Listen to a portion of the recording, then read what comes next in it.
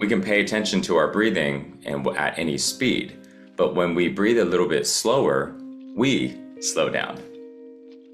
And when we slow down, we can notice the reactions, because when we're fast, it's harder to catch them. The reactions are so fast. So we have to slow down a bit so we can see, oh, well, what am I thinking here? What am I feeling here? Have some space. So then when we slow down the breathing, we slow down our mind, we slow down our movements. Try to move really fast and breathe slow. It doesn't work out really well. So that's why when we're doing this conscious breathing, right, which is we're paying attention to our breath, we count those 5 seconds.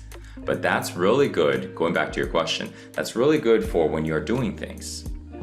When you are going around, you're walking over there, you're doing something, to consciously breathe when you feel tense.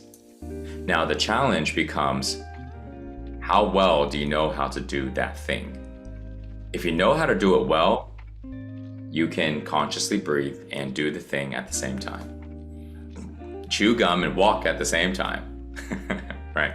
Now, if you don't know how to do it well, it's going to be difficult. You're going to find you're focusing on your breathing and you don't have enough attention on what you're doing.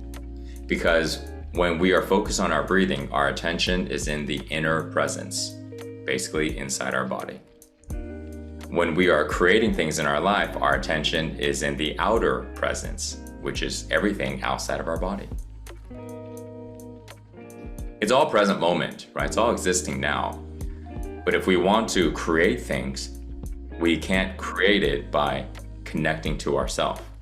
We create it by bringing our attention to everything outside of us, the thing that we're creating, which is outside of us. To know what we want to create, we bring our attention inwards. So we can see, what am I aligned with? What do I really want to create? What is it? How does it look in my mind? You know, things like that. How do I feel about it? Okay. So conscious breathing is really great for when you are in the middle of doing things. That's the only challenge you'll run into. So when you are really trying to figure things out, because you don't know how to do it well, you're not going to be able to do conscious breathing, because you have to bring all of your attention in front of you. Right? You don't have any attention to spare. Once you get good at it, you can partially be here, partially be connected to your body and feel and breathe. So now retentions.